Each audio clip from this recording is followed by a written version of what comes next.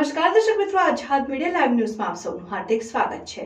સરકારે સૌર પડતર જમીનને કાયમી પરવાનગી આપવાની માંગ સાથે ધરમપુર તાલુકાના નાની કોરવડ ગામના ખેડૂતો આજે મામલતદાર કચેરીએ રજૂઆત કરવા પહોંચ્યા। ધરમપુર તાલુકાના કોટવાલ ગામના 19 જેટલા અરજદારો દ્વારા આજે સામાજિક કાર્યકર વિજયભાઈ અટારાની આગેવાનીમાં મામલતદાર કચેરી પહોંચ્યા। અરજદારોની માંગ છે કે તેઓ પેઢી દર પેઢીથી જંગલની સરકારી સૌર પડતર જમીન એક સારી ધોરણે ખેડતા આવ્યા છે, ત્યારે આ જમીનની કાયમી ધોરણે પરવાનગી આપવા ખેડૂતોએ મામલતદાર BV પટેલને રજૂઆત કરી।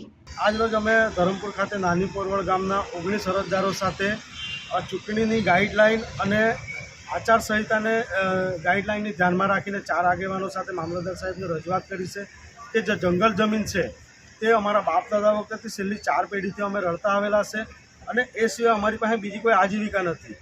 જે બાબતની રજૂઆત આજે અમે મામલતદાર સાહેબને કરી છે, કારણ કે જે વર્ષો પહેલાં અમારા બાપ દાદાએ જે જંગલો સાચવેલા છે, જમીનો સાચવેલા છે, તે જમીનનો અધિકાર ફક્ત અને ફક્ત આદિવાસીઓનો જ રહેવો જોઈએ, કારણ કે આ જળ જંગલ જમીનનો માલિક વર્ષોથી આદિવાસી સમાજ છે।